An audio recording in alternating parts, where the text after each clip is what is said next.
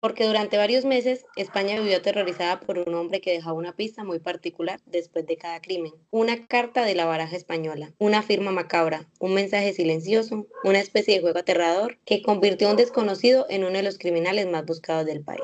Hay historias tan extrañas, tan inquietantes, que a veces cuesta creer que hayan ocurrido de verdad. Y el caso de hoy es uno de esos.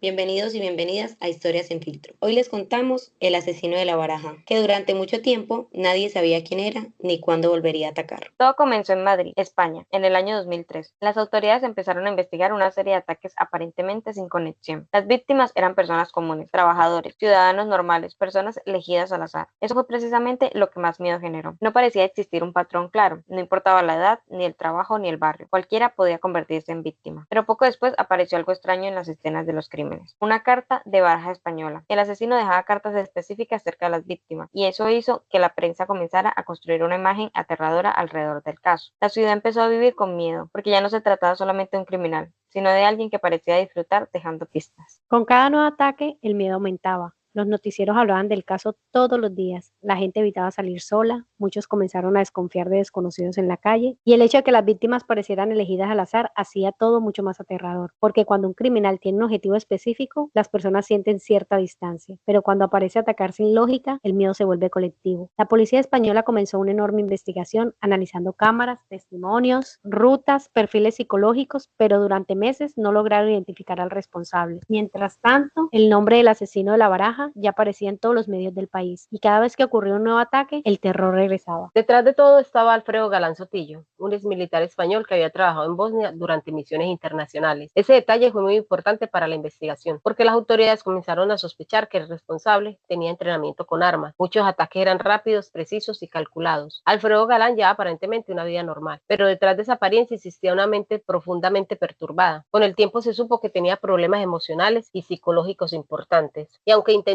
pasar desapercibido, el miedo que había sembrado en Madrid seguía creciendo. Lo más aterrador era que nadie imaginaba que el responsable caminaba tranquilamente entre la gente mientras toda España lo buscaba. Los ataques ocurrieron en diferentes puntos de Madrid y alrededores. Algunas víctimas sobrevivieron y lograron describir al agresor. Eso permitió a las autoridades construir poco a poco un perfil más claro. Según las investigaciones, Alfredo Galán utilizaba un arma de fuego y elegía a personas que encontraba vulnerables y distraídas. Muchas veces actuaba rápidamente y desaparecía antes de que alguien pudiera reaccionar. El caso comenzó a obsesionar a los medios. Programas de televisión analizaban cada detalle. Psicólogos hablaban del perfil del criminal y la población empezó a vivir en un estado constante de paranoia. La gran pregunta era, ¿quién sería la próxima víctima? Pero definitivamente el elemento más perturbador del caso era la famosa carta de baraja española, porque no solo era una pista, era una firma, una manera de enviar un mensaje a la policía y a la sociedad. Eso hizo que el caso tomara un tono todavía más oscuro. Los medios comenzaron a crear teorías. Algunas personas creían que el asesino tenía un plan secreto, otros pensaban que disfrutaba del miedo que estaba causando. Y mientras tanto, Madrid seguía aterrorizada. La policía incluso aumentó patrullajes y controles en varias zonas de la ciudad, pero aún así el responsable seguía libre. En 2003, Alfredo Galán entró a una comisaría de policía y prácticamente confesó los crímenes. Y lo más impactante es que al principio los agentes no le creyeron completamente. Parecía tranquilo, normal, casi frío emocionalmente, pero poco después comenzaron a verificar la información que entregaba y descubrieron que efectivamente conocía detalles que solo el verdadero responsable podía saber. La noticia paralizó España, porque el hombre que había sembrado terror durante meses estaba sentado frente a los policías confesando absolutamente todo. El juicio contra Alfredo Galán fue seguido por millones de personas. España quería entender cómo alguien aparentemente normal había cometido ataques tan violentos. Durante el proceso se habló mucho de salud mental, traumas y comportamiento criminal, pero para las familias de las víctimas ninguna explicación era suficiente. El daño ya estaba hecho. Finalmente Alfredo Galán fue condenado a más de 140 años de prisión por múltiples homicidios y ataques. Aunque como ocurre en el sistema judicial español, el tiempo real de permanencia en prisión tenía límites legales distintos. Aún así, el caso quedó marcado como una de las más aterradoras de la historia reciente de España. El caso del asesino de la baraja dejó una huella enorme en España. Durante meses, Madrid vivió con miedo. Las personas cambiaron rutinas, evitaron salir solas y desconfiaban de cualquier extraño. Pero además, el caso abrió conversaciones importantes sobre salud mental, acceso a armas y perfiles criminales. Y quizá una de las razones por las que todavía sigue siendo tan recordado es porque demostró algo aterrador, que alguien aparentemente común puede esconder un una oscuridad enorme detrás de una vida aparentemente normal. Hay criminales que buscan dinero, otros venganza, pero algunos parecen buscar algo todavía más perturbador, el miedo. Y eso fue precisamente lo que ocurrió con el asesino de La Baraja. Durante meses convirtió una ciudad entera en un lugar lleno de paranoia, sospecha y terror. Y todo mientras dejaba cartas como una especie de firma macabra. Esto fue Historias sin filtro. Si les impactó este caso, queremos leerlo en los comentarios. ¿Ustedes creen que alguien así nace siendo peligroso o se convierte con el tiempo? No olviden compartir este episodio, dejar su like, seguirnos y activar las notificaciones